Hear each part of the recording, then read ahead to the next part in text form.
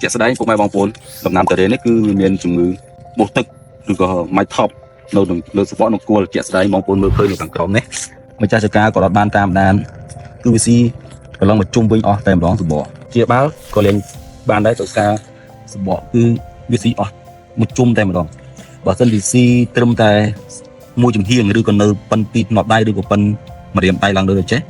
យើងអាចកែវាបានយើងអាចជាវាជាបាល់វាបានប៉ុន្តែបើស៊ីជុំវិញទាំងអស់ចេះគឺអាចកែប្រែបានទេអត់អាចជាបាល់វាបានទេអញ្ចឹងពុកម៉ែបងប្អូនសម្រាប់ចិត្តមានតែលើងចេញឬក៏ដកចេញជួសកូនថ្មីហើយចំពោះការជួសកូនថ្មីពុកម៉ែបងប្អូនមុននឹងជួសកូនថ្មីត្រូវតែជួយមិនសម្រាប់មេរោគដីនេះឲ្យបានជុំវិញហើយជាអាច2ម៉ែត្រ4ជ្រុងត្រូវតែសម្រាប់ពពុះមេរោគផ្សិតពពុះមេរោគដែលប្រសេះសល់នៅពីដើមនឹងចេញក្នុងការសម្រាប់មេរោគនេះពុកម៉ែបងប្អូនអាចប្រើជាមួយនឹងកំបោរលក្ខណៈសាមញ្ញបំផុតពុកម៉ែបងប្អូនអាចប្រើកំបោរសកម្មយើងហ្នឹងយកមកបាចជុំវិញ2ម៉ែត្រ4ជ្រុងឬក៏3ម៉ែត្រ4ជ្រុងពុកម៉ែបងប្អូនអាចប្រើ1គីឡូកំបោរដើម្បីសម្រាប់ពពុះមេរោគផ្សិតហើយនិងពពុះបាក់តេរីបើសិនជាពុកម៉ែបងប្អូនអត់ប្រើកំបោរពុកម៉ែបងប្អូនអាចប្រើនៅពពុះថ្នាំជំងឺថ្នាំសម្រាប់សត្វល្អិតដូចជាពពុះសារធាតុប្រូវីណេតឬក៏ពពុះសារធាតុ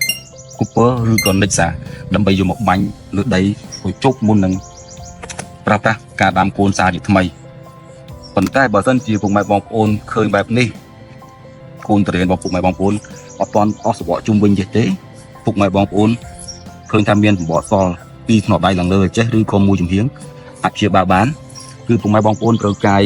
ឬហ្នឹងដីឲ្យដល់កំបោកោសចេញឲ្យស្ងួតយកសបកឲ្យចេញរួចហើយពុកម៉ែបងប្អូនអាចយកពពុះប្រភេទថ្នាំមេតាឡាស៊ីយកមកលាយជាមួយនឹងពពុះសារធាតុអាលុយមីញ៉ូមដើម្បីយកមកបាញ់យកមកលាបរយៈពេលប្រហែលជាមួយអាទិត្យម្ដងអាចធ្វើរយៈពេល4អាទិត្យឬទៅ6អាទិត្យអាចមានទោសសារធាតុសម្បកថ្មីចេញឡើងមកភាសាទៀតនឹងបើសិនជាករណីដើមតរេនរបស់ពុកម៉ែបងប្អូនមានសបកសល់ប៉ុន្តែបើសិនជាជុំវិញអស់ទៅហើយពុកម៉ែបងប្អូនត្រូវតែលើងចេញហើយនោះគុណថ្មីសូមអរគុណ